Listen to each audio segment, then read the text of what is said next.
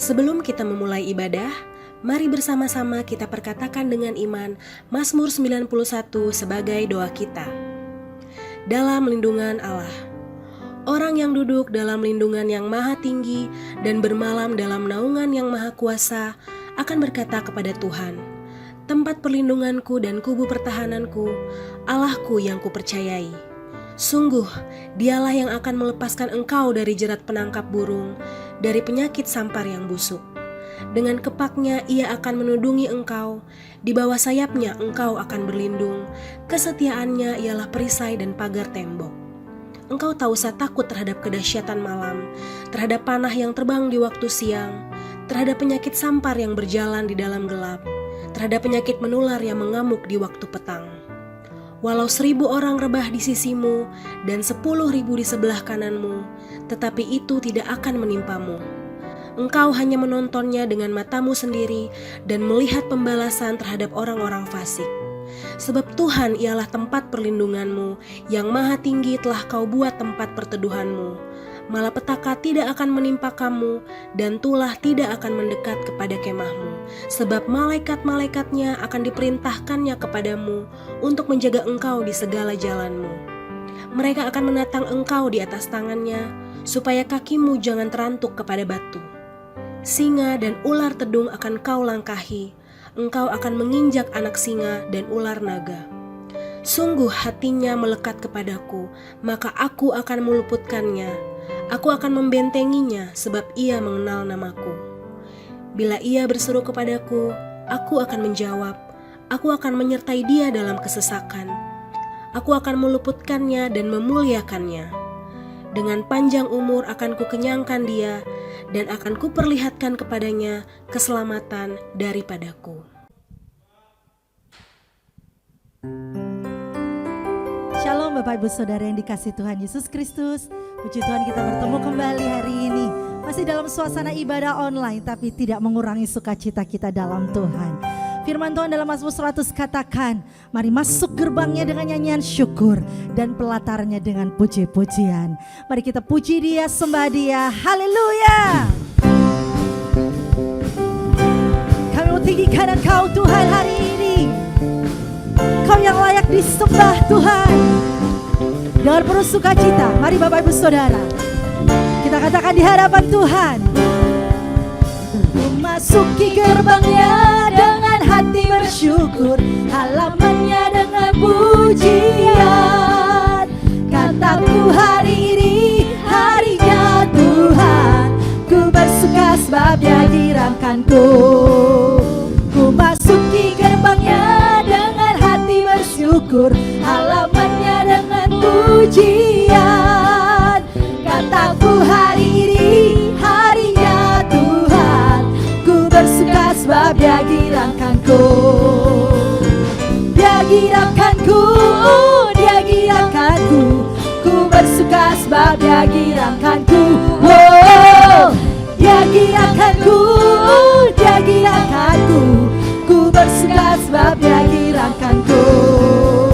Ku masuki gerbangnya dengan hati bersyukur, halamannya dengan pujian.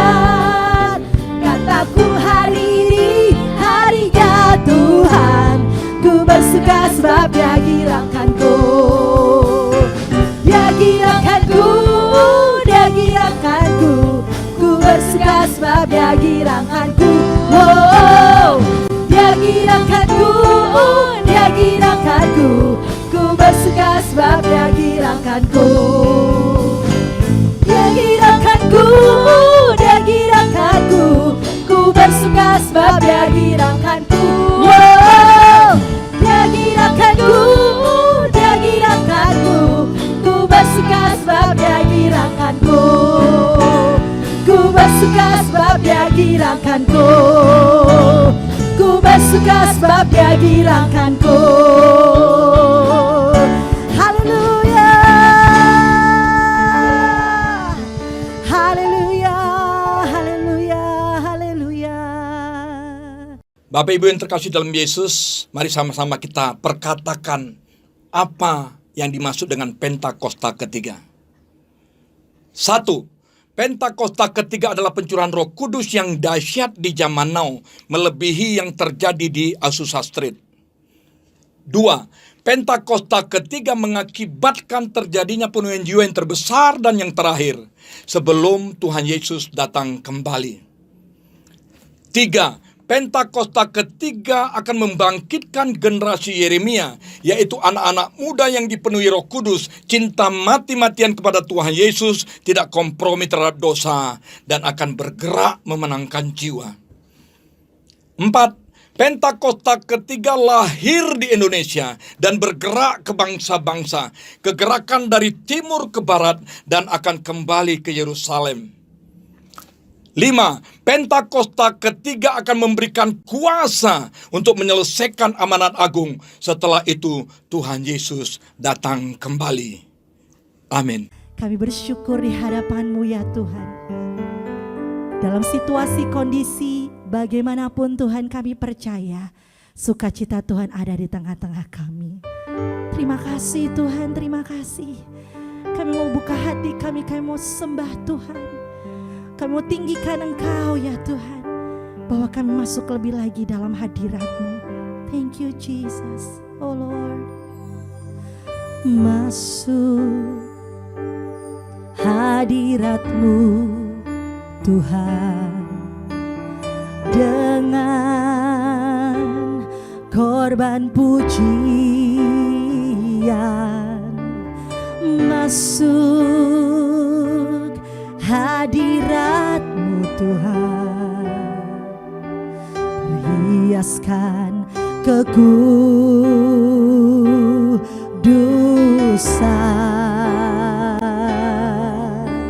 di hadapan hadirat-Mu Tuhan. Ku rasakan kedamaian di hadapan hadirat-Mu Tuhan. Ku nampak keagungan.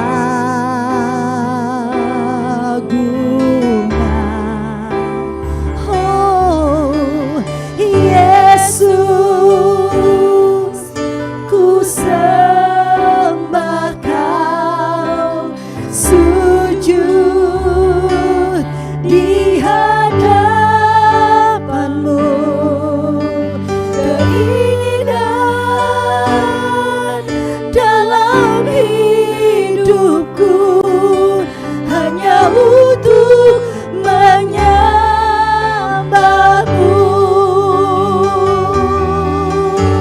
Oh Yesus, ku sembah Kau, sujud di hadapan-Mu.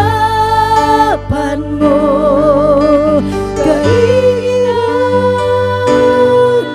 dalam hidupku hanya untuk menyembah-Mu. Kamu masuk hadirat Tuhan lebih lagi. Masuk hadirat-Mu Tuhan, dengan korban pujian. Masuk hadirat-Mu Tuhan, perhiaskan kekudusan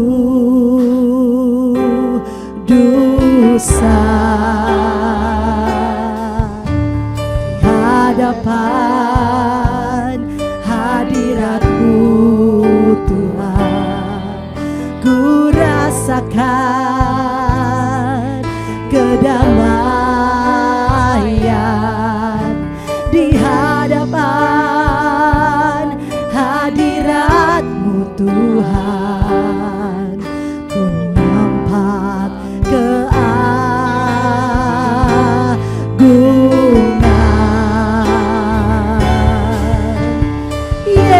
Yesus,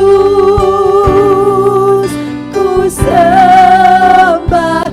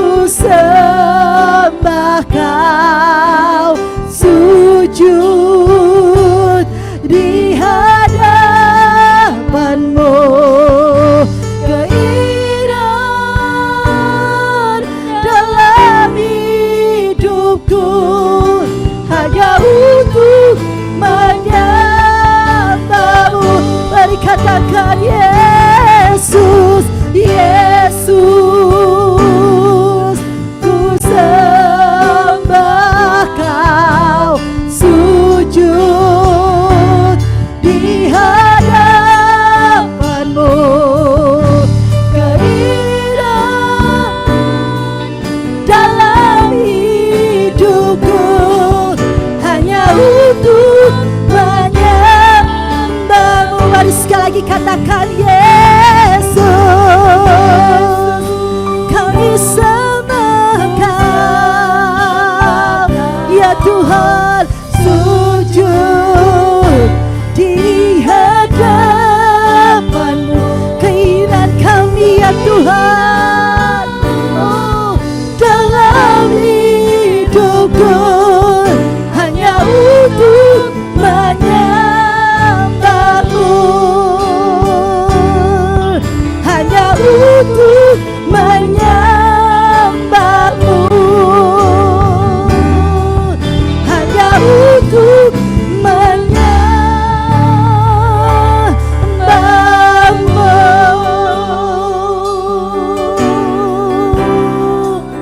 Kami sembah Kau Tuhan.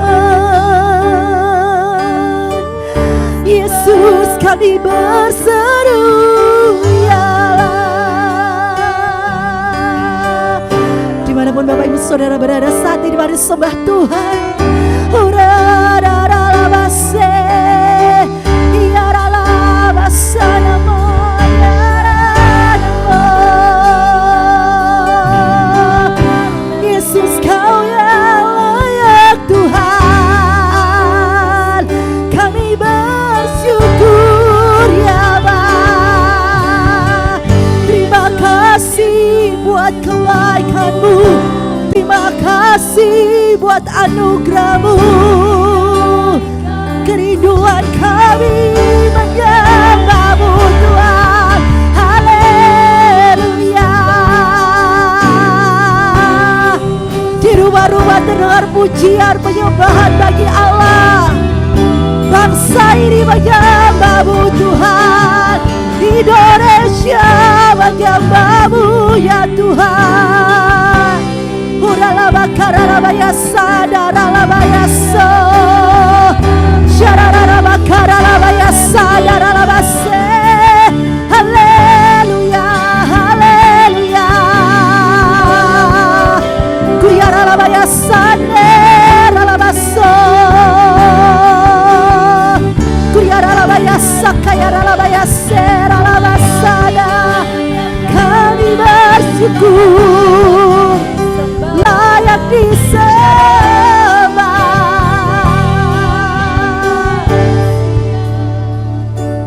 Ku sembah Kau Tuhan, ku mengangkat tanganku selamanya. Kau ajaib bagiku. Ku sembah Kau Tuhan, ku mengangkat wajahku selamanya. Kau hebat bagiku. Ku sembah Kau Tuhan, ku mengangkat tanganku selamanya. Kau ajaib bagiku. Ku sembah Kau Tuhan, ku mengangkat wajahku selamanya. Kau hebat bagiku. Ku sembah Kau Tuhan, ku mengangkat tanganku selamanya. Yesus ajaib, oh ku sembah Kau Tuhan, ku mengangkat, yes Lord, selamanya. Kau hebat bagiku.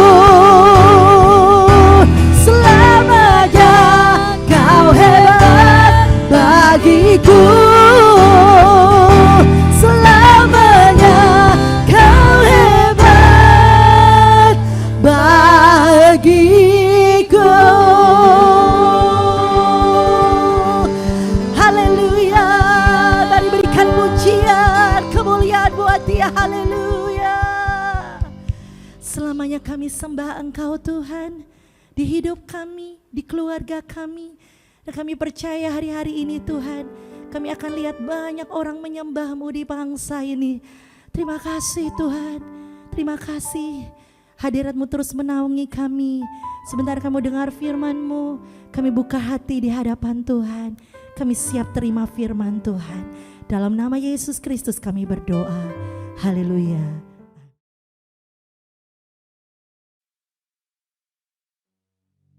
Shalom semuanya. Alkitab berkata, Yesus mati karena dosa-dosa kita. Dia dikuburkan, tetapi pada hari yang ketiga, dia dibangkitkan. Haleluya! Setelah Tuhan Yesus bangkit, selama 40 hari Tuhan Yesus menampakkan diri kepada lebih dari 500 murid-muridnya untuk membuktikan bahwa dia hidup. Setelah memberikan pesan terakhir seperti yang terdapat dalam Kisah Para Rasul 1 ayat 8, maka dengan disaksikan murid-muridnya, Tuhan Yesus terangkat ke sorga.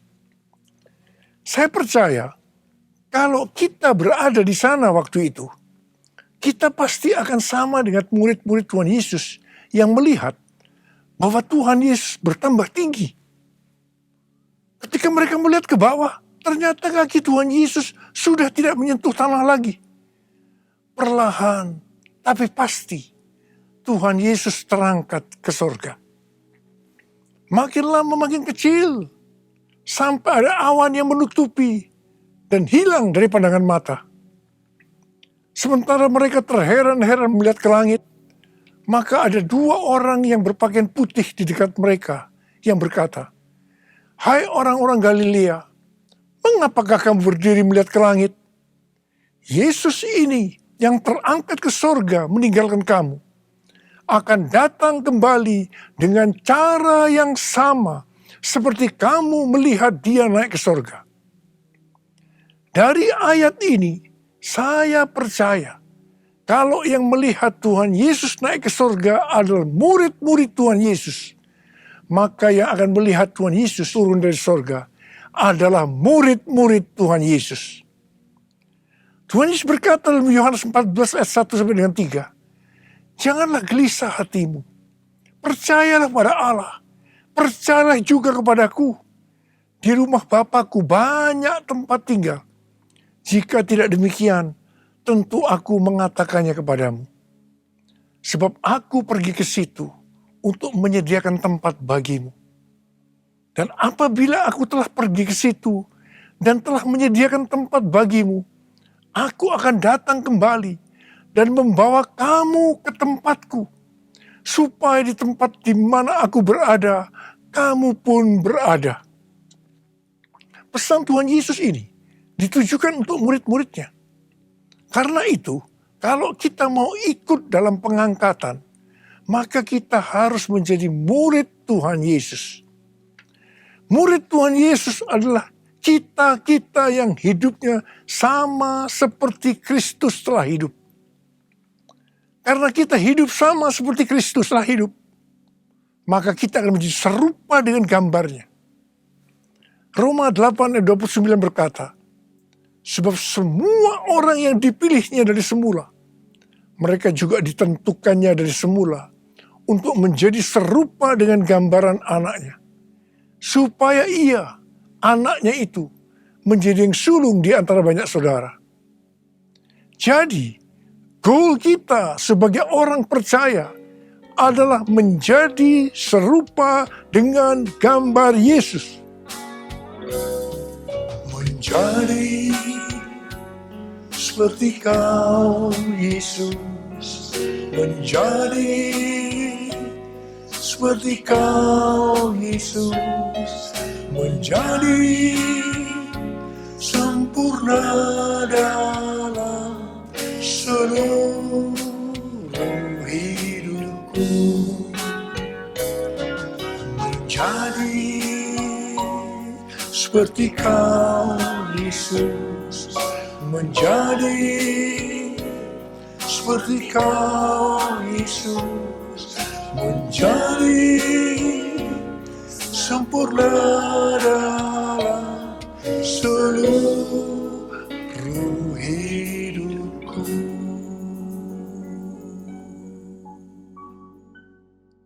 Ibrani 7 ayat 25 berkata, Karena itu ia sanggup juga menyelamatkan dengan sempurna semua orang yang oleh Dia datang kepada Allah. Sebab ia hidup senantiasa untuk menjadi pengantara mereka. Tuhan Yesus di sorga menjadi pengantara kita. Artinya sebagai pendoa syafaat bagi kita. Supaya kita selamat secara sempurna. Kalau kita berbicara tentang keselamatan, maka ada 3 hal yang harus diperhatikan. Yang pertama, bisa kehilangan keselamatan. Yang kedua, hampir-hampir tidak diselamatkan. Yang ketiga, selamat dengan sempurna. Orang yang sudah percaya bisa kehilangan keselamatan. Matius 7 ayat 21 sampai dengan 23 berkata, bukan setiap orang yang berseru kepadaku, Tuhan, Tuhan, akan masuk ke dalam kerajaan sorga. Melainkan dia yang melakukan kehendak Bapa-Ku yang di sorga. Pada hari terakhir, banyak orang akan berseru kepadaku, Tuhan, Tuhan, bukankah kami berbuat demi nama-Mu? Dan mengusir setan demi nama-Mu? Dan mengadakan banyak mujizat demi nama-Mu juga? Pada waktu itulah, aku akan berterus terang kepada mereka dan berkata, aku tidak pernah mengenal kamu. Enyahlah daripadaku, kamu sekalian pembuat kejahatan. Ini merupakan peringatan bagi hamba-hamba Tuhan yang sedang dipakai oleh Tuhan. Agar pelayanan yang diberikan oleh Tuhan itu semata-mata hanya untuk menyatakan kemuliaan-Nya. Bukan untuk kemuliaan diri sendiri. Bukan untuk mencari keuntungan pribadi. Bukan untuk popularitas. Di mana ini semua bisa mengakibatkan hilangnya keselamatan. Contoh seorang murid yang kehilangan keselamatannya adalah Yudas. Yudas mengikut Yesus begitu lama. Bahkan dicatat dalam Lukas 9 ayat 1 sampai dengan 6. Ia bersama murid-muridnya yang lain pernah melakukan berbagai mujizat dan pelayanan kesembuhan. Namun ia akhirnya memilih meninggalkan Tuhan. Maka hilanglah keselamatannya. Mengenai hampir-hampir tidak diselamatkan, 1 Korintus 3 ayat 10 sampai dengan 15 berkata, bahwa kita membangun hidup kita ini dengan dasar Yesus Kristus. Pertanyaannya, bahan apa yang kita gunakan untuk membangun kehidupan kita ini?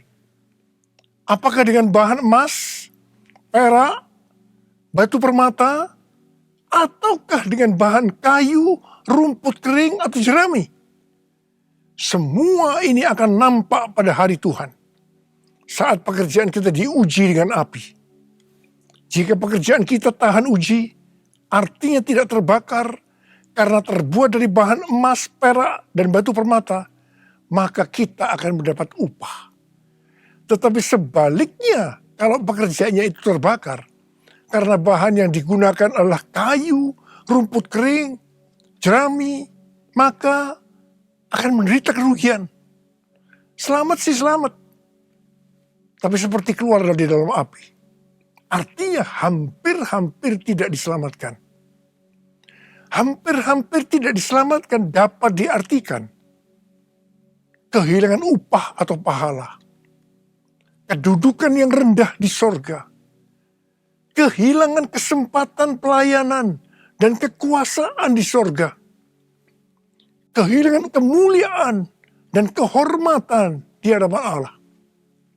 Mari, saya akan mengajak saudara untuk memperhatikan dengan serius pekerjaan pelayanan kita.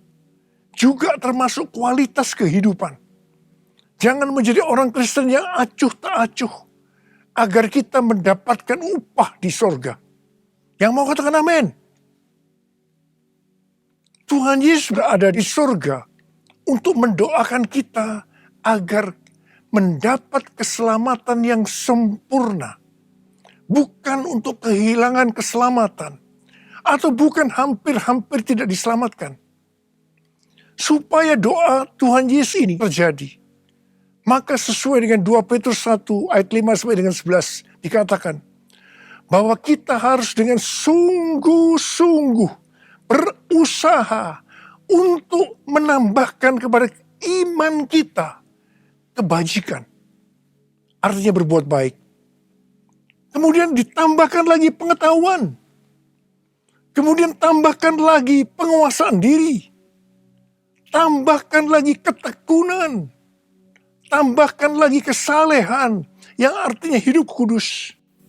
Tambahkan lagi kasih akan saudara-saudara seiman. Dan tambahkan lagi kasih akan semua orang. Kalau kita melakukan ini dengan sungguh-sungguh, maka kita akan lebih mengenal Tuhan Yesus. Dan kita tidak akan pernah tersandung. Dengan demikian, kita akan dikaruniakan hak penuh untuk memasuki kerajaan kekal, yaitu kerajaan Tuhan dan Juru Selamat kita, Yesus Kristus. Yang artinya kita mendapatkan keselamatan yang sempurna. Haleluya! Hosana, Hosana, Hosana in the highest. Hosana, Hosana, Hosana in the highest. Hosana, Hosana, Hosana in the highest. Hosana, Hosana, Hosana in the highest. Hosana in the highest. Hosana in the highest.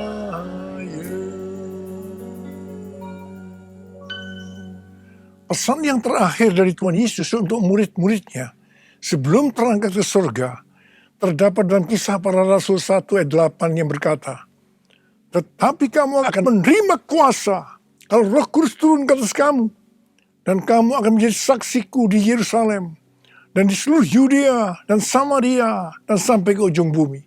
Setelah memberikan pesan yang terakhir itu, Tuhan Yesus naik ke surga. Setelah itu, apa yang dilakukan oleh murid-muridnya? Mereka pergi ke Yerusalem dan berkumpul di ruang atas atau kamar loteng. Mereka melakukan ini karena Tuhan Yesus yang menyuruh mereka agar tidak meninggalkan kota Yerusalem, karena mereka akan diperlengkapi dengan kuasa dari tempat tinggi. Tuhan Yesus berkata, sebab Yohanes membaptis dengan air, tetapi tidak lama lagi kamu akan dibaptis dengan Roh Kudus. Murid-murid yang berkumpul berjumlah sekitar 120 orang. Kisah Para Rasul 1 ayat 14 bagian A berkata, bahwa mereka semua bertekun dengan sehati dalam doa bersama-sama, yang artinya mereka berdoa, memuji dan menyembah Tuhan dalam unity siang dan malam. Ini adalah prinsip restorasi Pondok Daud. Ini adalah prinsip menara doa. Pada hari raya Pentakosta, jadi 10 hari setelah mereka berkumpul itu, tiba-tiba turunlah dari langit suatu bunyi seperti tiupan angin yang keras yang memenuhi seluruh rumah di mana mereka duduk. Dan tampaklah kepada mereka lidah-lidah seperti nyala api yang bertebaran dan hinggap kepada mereka masing-masing. Maka penuhlah mereka dengan Roh Kudus. Lalu mereka mulai berkata-kata dalam bahasa-bahasa lain, seperti yang diberikan oleh Roh itu kepada mereka untuk mengatakannya. Itu adalah bahasa Roh. Orang yang dibaptis dengan Roh Kudus atau dipenuhi Roh Kudus, tanda awalnya adalah berbahasa Roh. Setelah itu murid-murid Tuhan Yesus dipakai secara luar biasa untuk melakukan amanat agung. Tanda dan mujizat menyertai pelayanan mereka. Peristiwa ini disebut sebagai Pentakosta yang pertama. Pentakosta yang pertama ini dahsyat. Sebab dalam kurun beberapa ratus tahun, sekitar 70% dari dunia yang dikenal waktu itu, yaitu yang berada di bawah kekaisaran Romawi, menjadi Kristen. Pertanyaannya, apakah amanat agung sudah selesai? Jawabannya, belum. Karena itu pada tahun 1906, kembali Roh Kudus dicurahkan di Azusa Street yang disebut sebagai Pentakosta yang kedua. Ciri-ciri yang menonjol dalam Pentakosta kedua ini adalah penekanan dalam hal berbahasa roh dan pelayanan mujizat dan kesembuhan. Meskipun seluruh karunia roh juga dicurahkan dengan limpahnya. Pentakosta kedua ini dahsyat. Mengapa? Karena melahirkan gerakan Pentakosta dan karismatik.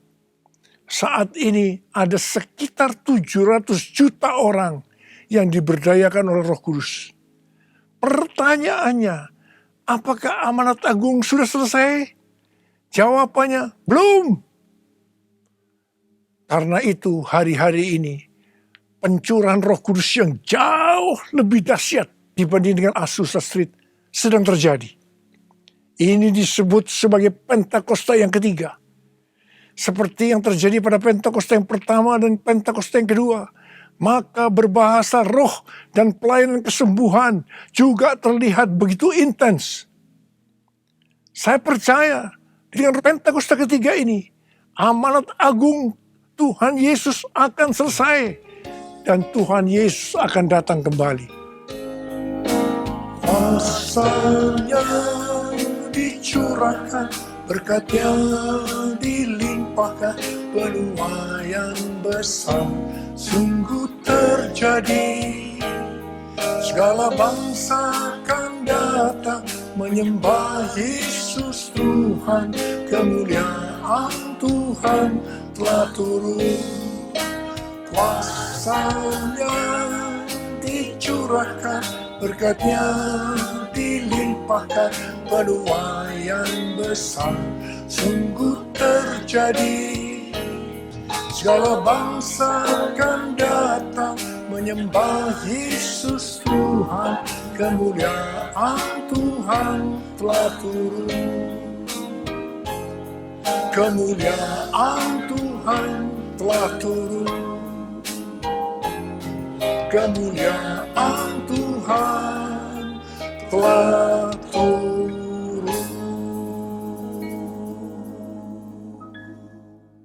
Rasul Paulus berkata dalam 1 Korintus 14 ayat 5a, aku suka supaya kamu semua berkata-kata dengan bahasa roh.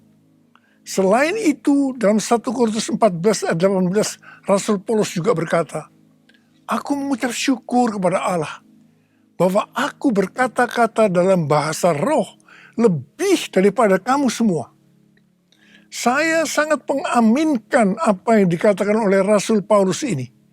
Dan saya juga berdoa agar apa yang dikatakan oleh Rasul Paulus ini juga terjadi pada kita.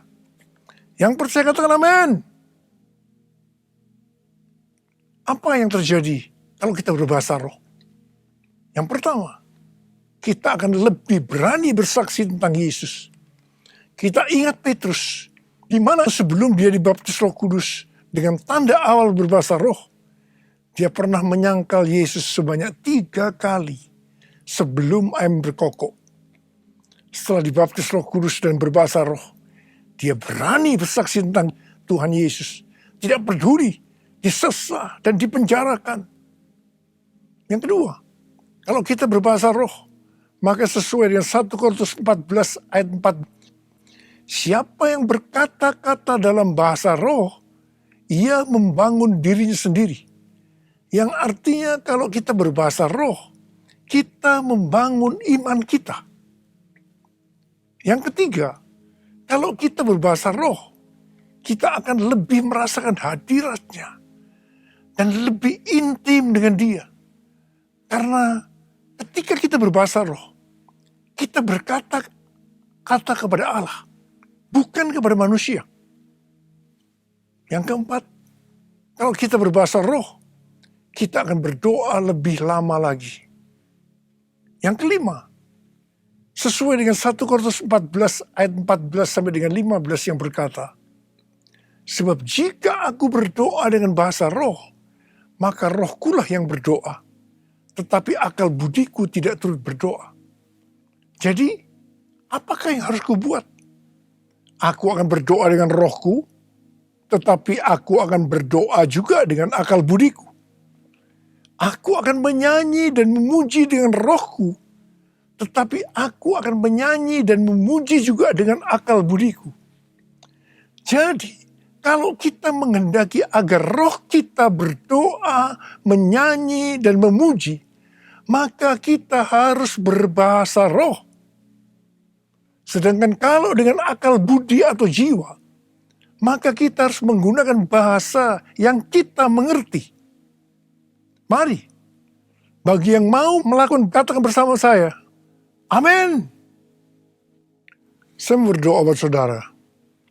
Ada berapa banyak di antara saudara yang merindukan untuk bisa berbahasa roh? Angkat tangan saudara. Yang kedua, ada berapa banyak di antara saudara yang sekarang sudah berbahasa roh, tetapi saudara merasakan saudara tidak penuh Roh Kudus? Angkat tangan saudara. Sekarang saya mau berdoa buat saudara. Mari, nyanyikan ini bersama-sama saya.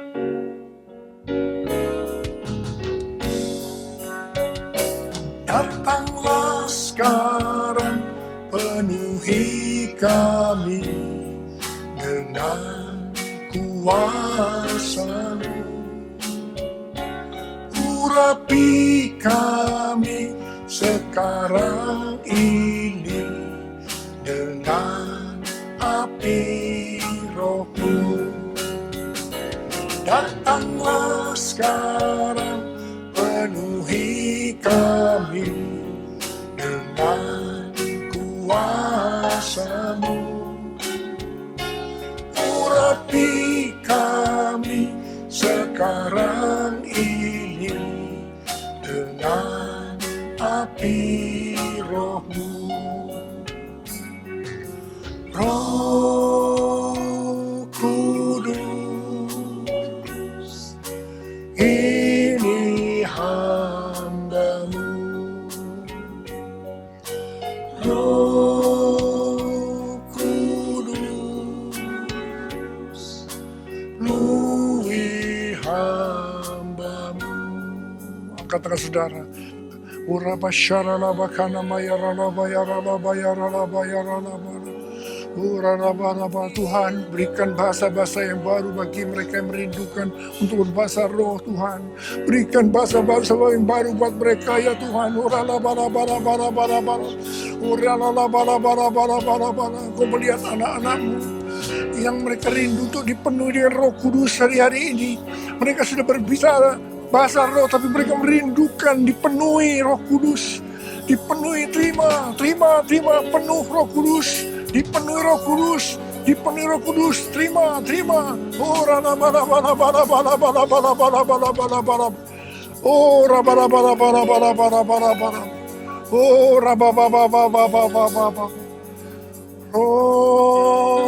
Kudus, ini hamba-Mu. Roh Kudus, penuhi hamba-Mu. Uraba syaralaba kana marakana matakara wayaralaba. Uraba baba baba baba baba baba baba uraba baba baba baba. Uria la la la la la bara bara bara bara. Uraba bara bara bara. Oh, dipenuhi Roh Kudus, dipenuhi Roh Kudus, dipenuhi penuh Roh Kudus, penuh Roh Kudus, dipenuhi dengan Roh Kudus. Oh, dia ada bala. Oh, makasih Tuhan, terima kasih Tuhan, terima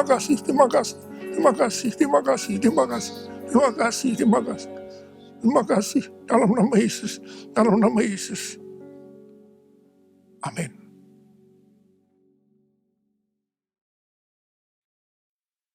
Mari, saudara-saudara, kita akan masuk dalam perjamuan kudus. Kita akan mengingat ayat ini. Sebab setiap kali kamu makan roti ini dan minum cawan ini, kamu memberitakan kematian Tuhan sampai ia datang. Perjamuan kudus adalah perjamuan Tuhan Yesus sendiri. Setiap kali kita masuk dalam perjamuan kudus, Tuhan Yesus selalu berkata, biarlah ini menjadi peringatan akan daku. Karena itu mari, arahkan hati kita kepada kebaikan Tuhan. Kita akan mengingat kebaikan Tuhan. Supaya kita lebih mengasihi Tuhan Yesus.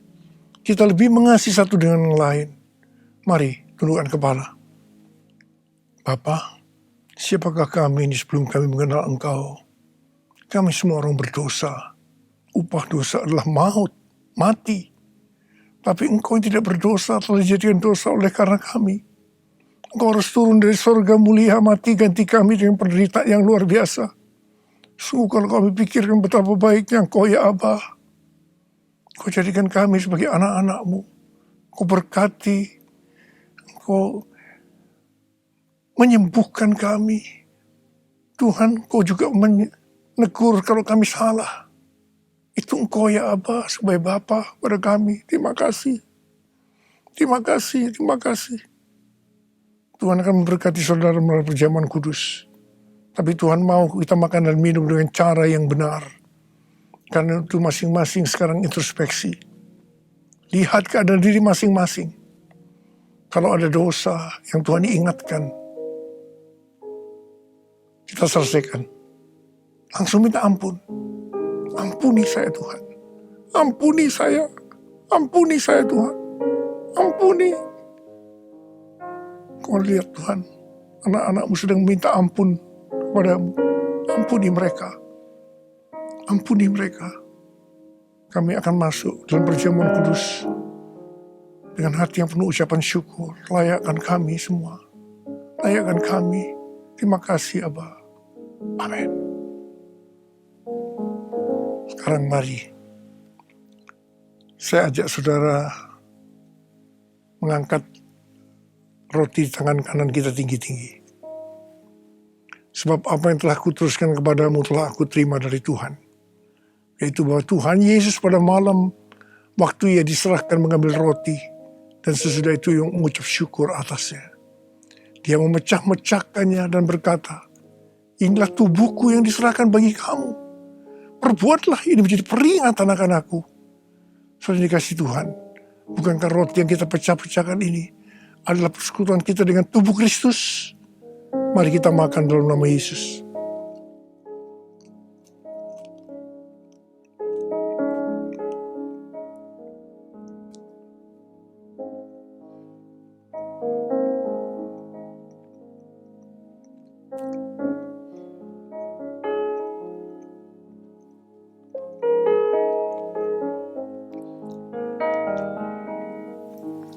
Mari angkat cawan di tangan kanan kita tinggi-tinggi. Demikian juga yang mengambil cawan sesudah makan lalu berkata, cawan ini adalah perjanjian baru yang dimeteraikan oleh darahku. Perbuatlah ini setiap kali kamu meminumnya menjadi peringatan akan aku. Sudah dikasih Tuhan, bukankah cawan pengucapan syukur? Yang atasnya kita ucapkan syukur adalah persekutuan kita dengan darah Yesus. Mari kita minum dalam nama Yesus.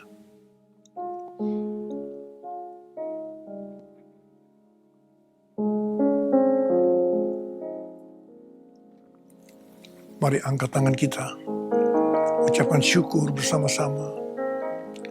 Ucapkan syukur dan terima kasih dengan suara. Jangan diam. Tuhan terima kasih. Tuhan terima kasih ya Tuhan. Terima kasih ya Tuhan.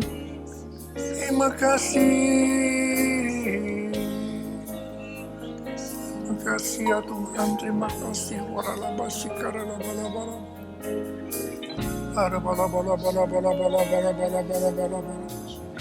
Tuhan, berkatilah anak-anak-Mu ya Tuhan. Kau lihat mereka membutuhkan pertolongan Tuhan. Kau menyembuhkan yang sakit. Kau memberikan mujizat pada mereka yang memerlukan kesembuhan dan mujizat angkat tangan saudara. Dalam nama Yesus, sembuh dalam nama Yesus, sembuh dalam nama Yesus, Terima mujizat Tuhan. Sembuh dalam nama Yesus. Sembuh dalam nama Yesus. Aku perkatakan, hai COVID-19, Omikron, dan varian-varian lainnya, krisis ekonomi, dalam nama Yesus, diam, tenanglah, diam, tenanglah, diam, tenanglah. Tuhan terima kasih. Tuhan terima kasih, Engkau menjaga semua anak-anak-Mu. Hamba berdoa tidak ada yang berkekurangan ya Tuhan. Semua dicukupkan, malah berkelimpahan dalam pelbagai kebajikan. Terima kasih, terima kasih, terima kasih. Terima kasih Yesusku, terima kasih Yesusku. Puji syukur hanya bagi Tuhanku.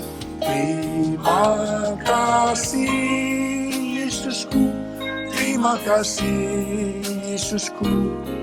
Puji syukur hanya bagi Tuhanku. Terima kasih Yesusku, terima kasih Yesusku. Puji syukur hanya bagi Tuhanku. Terima kasih Yesusku, terima kasih Yesusku. Puji syukur hanya bagi Tuhanku. Puji syukur hanya bagi Tuhanku.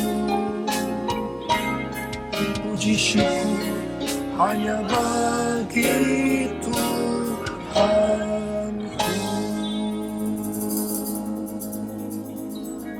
Makasih, makasih Allah. Terima kasih, terima kasih. Mari kita angkat tangan kita, terimalah berkat Tuhan. Kasih karunia yang berlimpah-limpah daripada Allah Bapa di dalam Anak yang tunggal Yesus Kristus. Persekutuan yang manis dengan Roh Kudus menyertai saudara sekalian mulai hari ini. Sampai Tuhan Yesus datang menjemput kita di awan-awan dan bahkan sampai selama-lamanya. Yang percaya bersama-sama katakan, amin.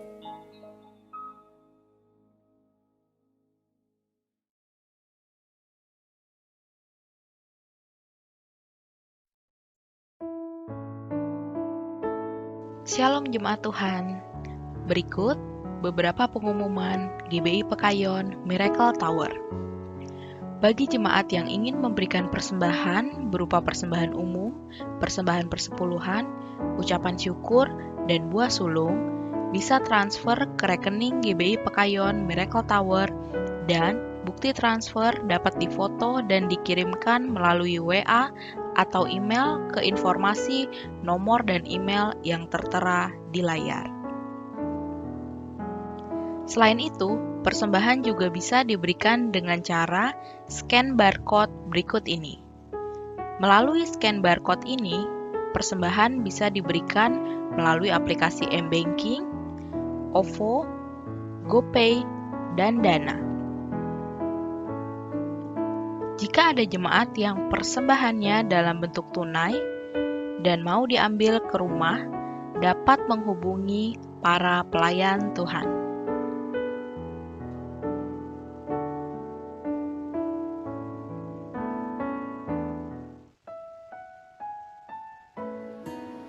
Rumah doa GBI Pekayon Miracle Tower diadakan setiap hari Sabtu pukul 19 WIB atau jam 7 malam melalui aplikasi Zoom. Kami mengundang jemaat Tuhan untuk join dalam rumah doa ini. Dan bagi jemaat yang rindu didoakan bisa bergabung dalam rumah doa ini atau WA ke para gembala-kul. Kami segenap keluarga besar GB Pekayon akan mendukung Bapak Ibu di dalam doa kami setiap hari.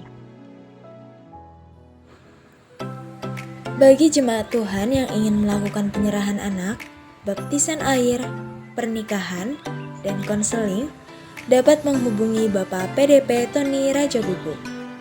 Khusus baptisan air diadakan setiap minggu ketiga setiap bulannya. Dan bagi jemaat yang rindu untuk dibaptis, bisa segera mendaftarkan diri. Komunitas tentunya sangat diperlukan untuk bertumbuh dan kuat di dalam Tuhan. gereja kita menyediakan komunitas untuk bertumbuh dalam Tuhan dan saling mendoakan, yaitu KUL, Community of Love. KUL Session akan diadakan setiap hari Minggu di minggu pertama dan minggu ketiga. Semua jemaat diundang dalam acara KUL ini. Mari sama-sama kita bergabung dalam acara ini. Untuk informasi lebih lanjut, bisa menghubungi Bapak PDP Ferdinand. Bagi jemaat yang rindu belajar lebih dalam lagi tentang firman Tuhan, bisa mengikuti KOM. Untuk pendaftaran KOM dan bimbingan pranikah, bisa menghubungi Bapak PDP Dwi Handoko. Akan diadakan retret GC dan youth dengan biaya 300.000 per orangnya.